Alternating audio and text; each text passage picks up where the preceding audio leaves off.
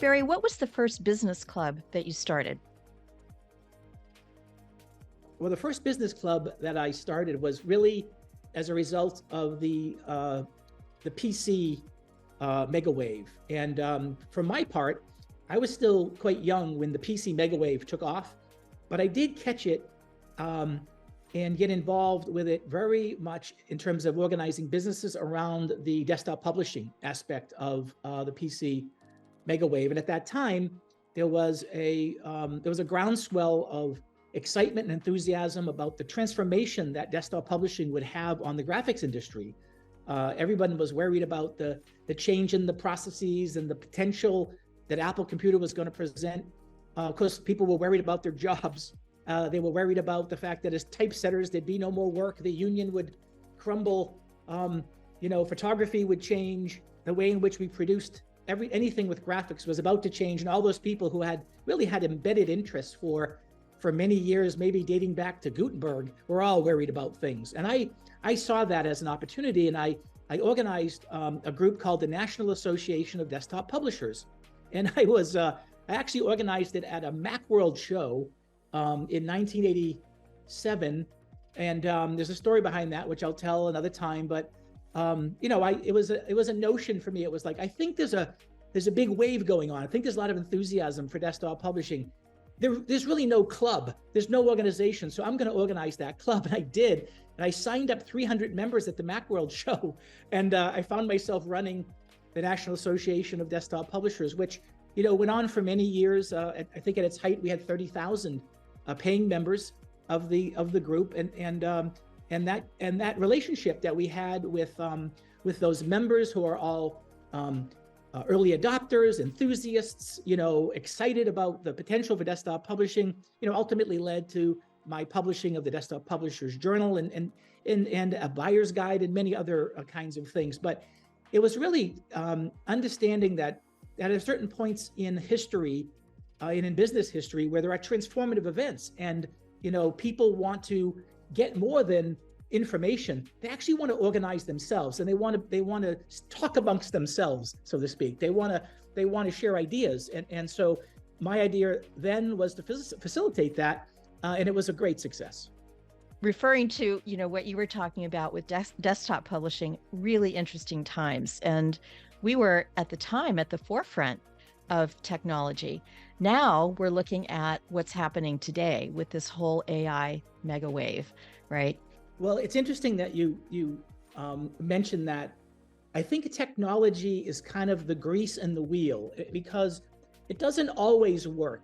Now, as much as the Desktop Publishing Association was really powerful, in the mid-1990s, I was actually involved in running the second largest business association service in the country, called Specialized Association Services. And it was made up of 13 associations, mostly focusing on the self-employed and small business people, the largest being the National Association of Self-Employed. And the reality was that much of that had been organized to help sell and facilitate health insurance and other benefits for the self-employed. But there wasn't that same enthusiasm for organizing and sharing ideas together. I noticed that group, it was not as vibrant and excited as I've seen. So I do believe that there's a point when technology is a catalyst, and you really have to harness that technology catalyst, and you have to have the timing right. But when you do, it's an incredibly powerful energizer for any community. So Barry, what other technologies have you witnessed that have the same sort of enthusiasm that you experienced early on in your career with desktop publishing and the PC revolution?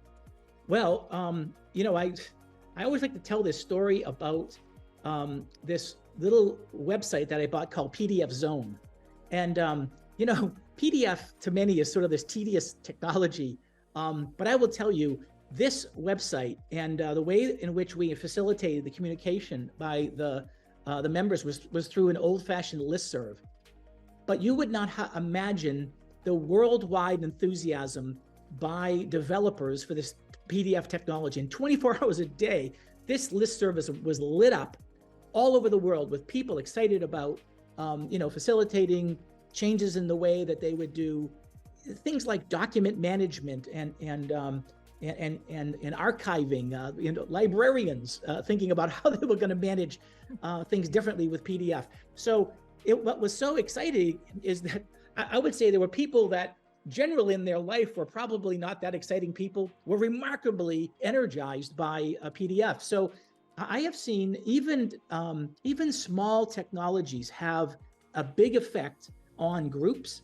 PDF Zone was probably about 25 or 30,000 strong, but the energy level and the enthusiasm and the exchange of ideas was powerful. It was the go-to place for PDF.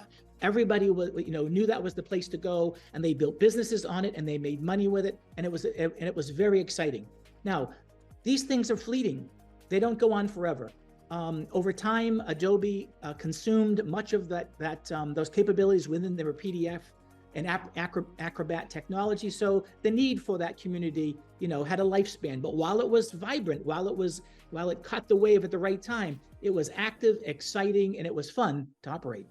So Cindy, truth be told, I followed AI, in the news over the last few years, and obviously it seemed very futuristic and very hard to grasp until one day, and not too long ago, my son sort of sat me down with ChatGPT, and he showed me what I could do and how I could apply it to my business, and the light bulb went off, and I'm like, oh my God, by the way, at the time I'm retired, and I'm thinking, it's happening again. Like there's another big mega wave. I can't miss this. I'm so excited about it. And I've got to catch up. How do I get caught up? And, so it was fun when we met because like you've been at it for a long time. I mean, you're actually like an AI veteran. So can you tell me a little bit about like what got you excited about AI, and what got you into AI to start with?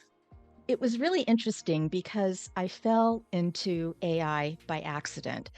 And that was probably 5 or 6 years ago. In the world of AI, that's probably several lifetimes at this point, given the fact that AI is moving so quickly. But I will say I have such great enthusiasm and possibilities for AI, not only as a society, but more specifically for the business world that we work in every day. And, I had the good fortune of learning about applied AI when I was hired by a company called Hanson Robotics, who are based in Hong Kong as their CMO. And honestly, it was like when I started publishing, I didn't know anything about publishing. I didn't know anything about computer hardware or software. I had to sort of learn it as I went. And that's what happened with Hanson Robotics. Now, Hanson, as I mentioned, is based in Hong Kong, and they're known for their work in developing these really cool humanoid robots. A lot of people are afraid of them, but I got to experience it firsthand. And I will tell you, that's when I fell in love with the magic of AI and what you can do with it to shape, mold, produce, create amazing, amazing stuff. And I got to see it through Sophia, who is one of the most famous humanoid robots in the world. The company, Hanson Robotics, was founded by Dr. David Hanson. And here's the interesting part. He started the company in 2003. So David is very much a futurist. He thinks way ahead, light years ahead of a lot of people. He is an artist, but also a technologist. And he saw the possibility of creating these humanoid robots that could actually interact with human beings in a way that would be authentic and real. So Sophia's character, I helped to create, and she has this amazing ability to interact with people. She became a world famous AI ambassador for the UN. She was named an AI ambassador for the UN. So it was a huge statement about humanoid robotics, but also the advancement of AI and how the world is recognizing what AI can do, the positive things it can do. And Sophia, if you haven't seen her, she was designed to resemble a human and programmed to have these really human-like conversations with people. So if you're interacting with her, which I had the opportunity to do many times, you feel like you're talking to a live person. She has the ability to recognize faces. So if you walk into the room, she can recognize your face and she can say, "Hey, Cindy, how's it going?" She'll remember you. She can exhibit a range of facial expressions. I think the the last time I remember this, it was like 65 different facial expressions. So that's one of the things that makes her very human-like. And she was actually created as David created her as a research project. And she turned into this sort of celebrity, worldwide celebrity. She was asked to appear at events all around the world. And they actually created a whole new revenue stream that they didn't expect by having Sophia appear at these events, sometimes charging hundreds of thousands of dollars at the time for her appearance. And so it was a super interesting introduction to AI. Look, this Sophia thing is like so science fiction for me. I mean, as we spend so much time together, and you fill in the blanks for me, because obviously the last 6 years I wasn't doing AI. So you've been my history teacher, and you've really done a wonderful job to sort of fill me with all these experiences that you've had, and really make me feel quite up to date about AI. But Sophia is really an incredible, but tell me about other kinds of things, like, just in the IT space. Has there been breakthroughs in AI for IT? From there, I moved on to another company, startup company called Respond Software. It was not as interesting as Hanson Robotics, but it was interesting in the way that they were taking AI to, they were creating programs to help in the cybersecurity space, to help specifically the Security Operations Center for enterprises. And so a lot of what they did was automate many of the functions that humans did. And these were menial tasks like reading code and incidences all day long, just reading lines and lines of incidences that would happen. Very boring, really hard to do. They automated all of that. So these people could be reallocated to doing jobs that were more interesting for them, that help to expand the company in ways perhaps that they couldn't do before. A lot of the things that we're talking about today, especially as we start to talk about science AI. And then from there, I moved to another company in the AI space called Latent AI. Now, this was very much a right turn, because now I was the CMO marketing deep tech. This is AI on the edge. So you're taking very, very large neural network models and optimizing them, which normally have to run on very large computers with lots of memory and so forth. It's expensive, by the way, and optimizing them so they can run on a cell phone or any other device that might be mobile. And interestingly enough, they started in one place. Now they're working for a lot of the defense organizations in the US. So you can imagine where they're taking these kinds of programs for the military, for defense, for aerospace, things like that. Really interesting stuff. I'm not trained in technology, but I had to learn it as I went along. And now I'm here with you, which I'm really, really happy to say that, I've joined Pure Incubation Ventures, and we are launching something really exciting called Science AI. That's incredibly interesting.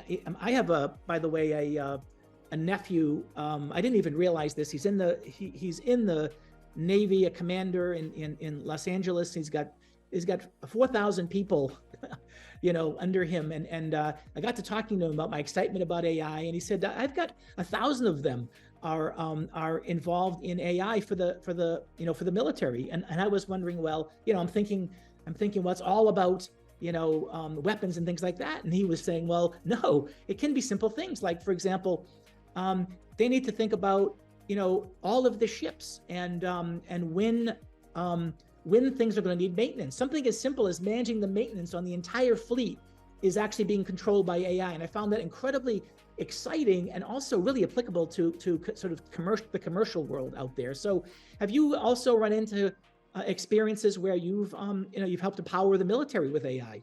Cindy, one of the things that is so fun spending time with you is that we really it really makes me think about AI beyond the scope of my comfort zone. I'm a marketer, and I've been involved in lots of B2B organizations and consumer organizations in the past. But when I hear a story about defense contractors and robotics, it's like, oh my God, there's a whole world out there that's going to happen, and AI is going to power all of it. And one of the things that excites me is how AI is just so omnipresent everywhere, how it's going to affect so many businesses, and just think of the impacts and opportunities it's going to have on us as people and as a society. I mean, what do you think about that? Isn't this aren't we in a moment in time that's incredibly special? Absolutely. It is a moment in time, and I'm so happy to be here to witness this because I think AI is going to change. It is changing everything that we will touch, I believe, going forward. From a society standpoint, if you just look at the opportunities that we have now, with applications that are controlling things in our home, that are driving our cars, that are helping us think better with, for instance, generative AI, ChatGPT. I do a lot of writing, and I use ChatGPT every day. It helps me think better. It helps me write better. It helps me do it faster. And it makes me feel like I'm a superhuman in a way.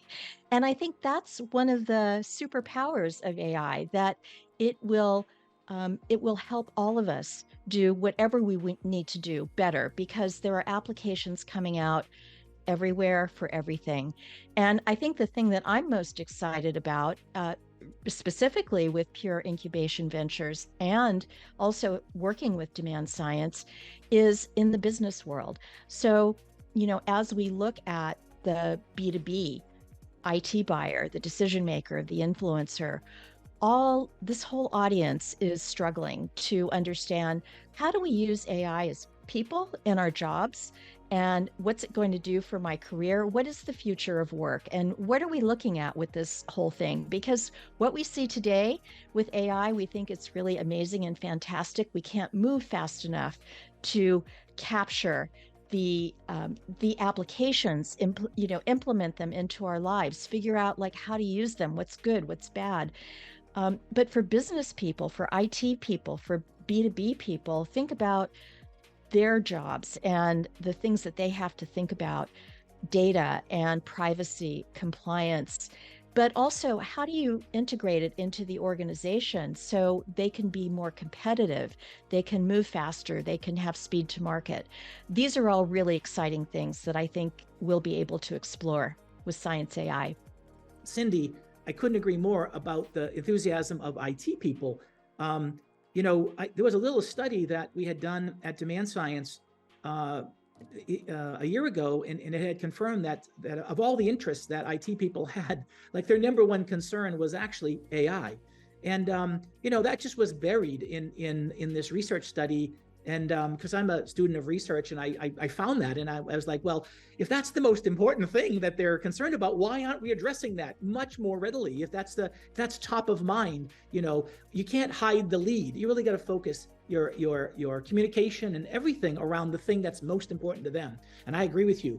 With IT people today, while they have lots of other concerns of network security and compliance issues and keeping up with all the latest technologies, the reality is they all recognize something big is happening and they need to be part of it. So Barry, I know that you do a lot of work with the Philippines, with your companies, and I'm curious on your perspective of how AI will affect the future of work for countries like the Philippines and India, as it's related to some of the task-oriented jobs that they do. Well, look, that's a great question. And I had that was one of my first reactions to AI earlier this year when I really took an interest in it. And I thought to myself, oh my, this could be a devastating impact on the Philippines. And so I actually commissioned a study, a secondary research study on what I call the impact and opportunities of AI in the Philippines. And I wasn't sure what I was going to, what result would come from that. But some months later, the work came back, and I was very excited to find out that, in fact, well, the Philippines had gotten way ahead of this. Of course, AI has been around for a while.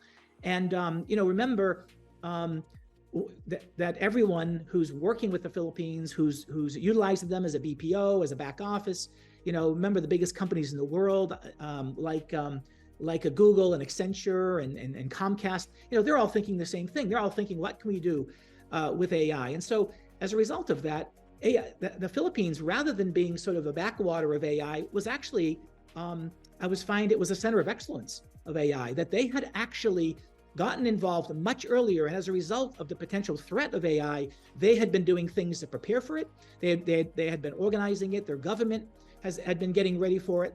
And they were doing things in their institutions, in their universities, to train people to get ready for AI and to be able to serve people as a result of AI. And we're going to see centers of excellence in the Philippines. I believe it also will happen in India, and that some of the best support work that will be powered by AI will come from those places, maybe supporting some of us in the US who are maybe behind the times and need to have assistance from folks in the Philippines and India. People are still afraid, even here, that AI is going to take their jobs and they're going to be out of a job.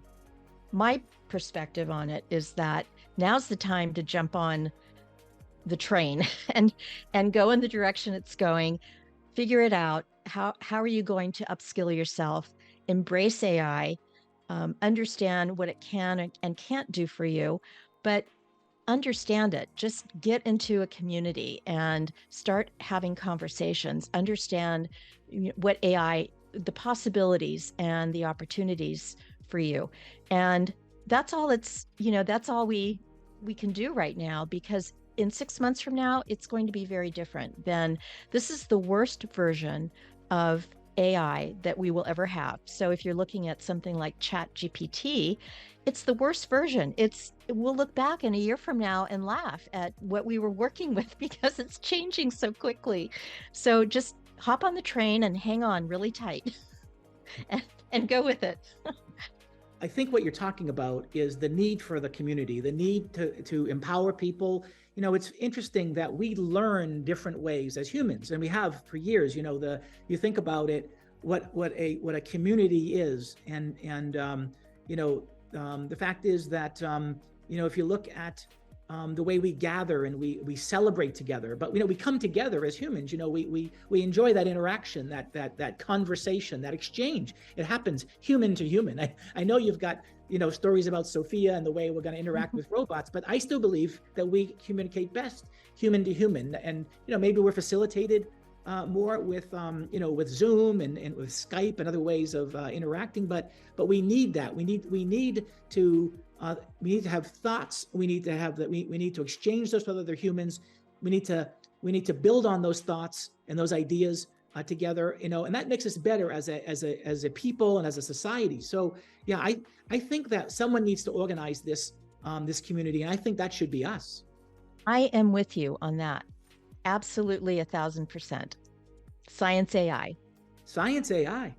Barry, so tell me a little bit about your vision and the mission of Science AI and where you think we can go with this.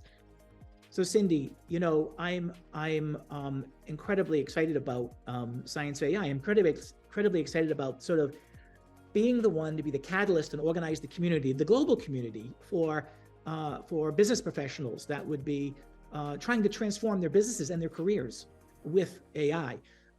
Tell me a little bit about how do you think we can go about doing that for them? Right. Well, we know with Demand Science, we know the B2B IT buyer, those decision makers, those influencers really well. And we have an amazing database, as you know, of those people. And so to me, it feels like we need to have a resource to organize themselves, as you mentioned, in a way that makes sense for them to be able to connect with like-minded people, to be able to discuss topics that are relevant to them, whether they are marketing people, whether they're technical IT people, whether they're CEOs, whether they're CFOs. There's all kinds of conversations to be had around the topic of AI, and people are looking for communities to tap into. We can see it here in our own companies in Pure Incubation Ventures. People are wondering, how do I get smarter about this? Who do I turn to have a resource that I can learn from? And I think that's where we should start with Science AI and building a really interesting community for people to congregate, to be able to converse with each other, to find people who are like them, to share ideas, to create, and for us as a company, we can learn from. And learning from perhaps a community that we start, whether it's on a platform like Slack or otherwise, I think can inform us in terms of how to create a really interesting business around this, because there is a very interesting business around this. So those are my thoughts about it. I think we'll learn a lot as we start to go along, but I think we have the basis of a fantastic idea. And I really feel that people are going to gravitate toward this once they find out about it. So it's a very, very exciting time for us to jump into the world of AI. Well, Cindy, I think you're absolutely right, and I do think we leverage the demand science database, 100 million, global IT buyers, the folks with the most influence on IT, the ones with the most interest in AI. That's, I think, where we start. I do believe we'll be able to go beyond that, but I do believe we start on second base, by really engaging and activating that 100 million name database and giving them a place to come and join us and be part of the conversation. I think we do that on a free basis. I think we let them self-select in terms of the threads and the interest areas that they want to pursue. You mentioned, just think about, if I'm a CFO and I want to talk to other CFOs and I want to do it quickly, because, by the way, AI is not going to wait for you. You've got to get quick, you've got to get fast, and I'm going to look for like-minded CFOs. In the marketing industry that I spend my time in, it's going to transform B2B. It's going to be an entirely new set of disciplines, and every single business process that we built at Demand Science will change. They're going to go through that metamorphosis. I'm imagining that happening all over with every other company.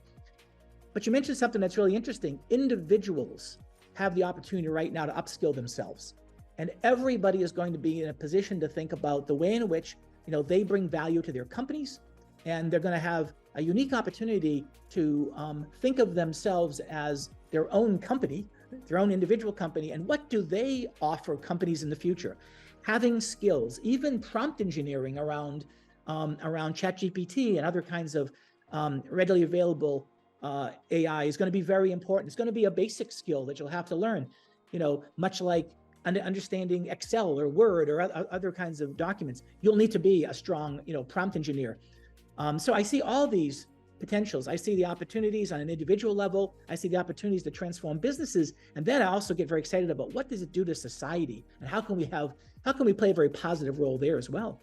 I totally agree. And I think in terms of society, there's a lot of debate about AI and the ethics around it, something that we haven't really talked about. But I know that our mission is AI for good, and we want to support that.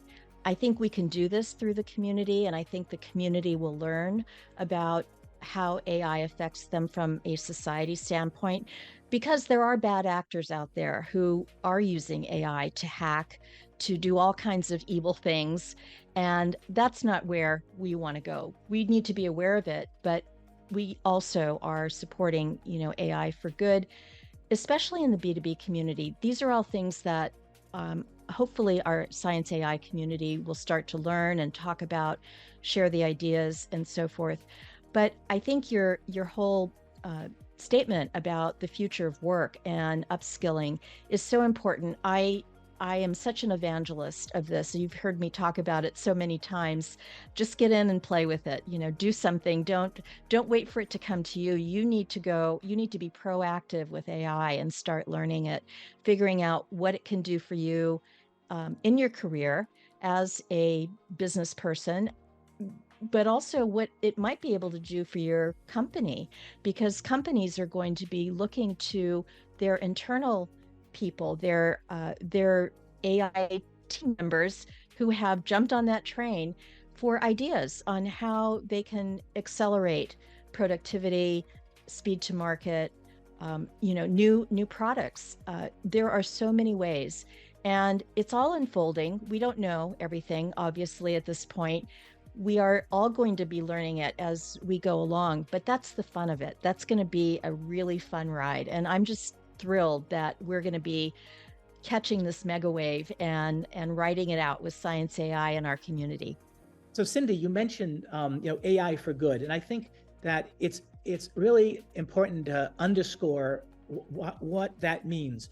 And I put it in this context. I've seen in every mega wave, whether it was the PC and that desktop publishing mega wave that I talked about, or whether it was the internet mega wave, there's that point of what I call the fear, uncertainty, and doubt. And of course, in the news, that's clickbait today. That's the kind of things that get stories written. And so sometimes AI gets a bad name as a result of the negative stories. But I see AI in a different way. I see AI to be very positive, and I think that from a philosophical standpoint, I want Science AI to be AI for good. So Barry, how do you see AI having a positive impact on business professionals? So my thinking really revolves around the idea that to the extent that you can increase your productivity as an individual and be a better contributor to your company, you're more valuable and you can make the company make more money. And I really think that if I'm a young professional, and look, I'm in my 60s now, so I'm not thinking about how to build my skills or to organize myself to be better prepared for tomorrow's world. But if I was 30, right now, what I'd be doing is I'd be jumping on this AI train fast and hard, and really immersing myself in it, because all the skills that you're going to be building, they're all going to be positive in terms of your ability to bring things to your company that are going to increase your productivity, are going to make you more valuable.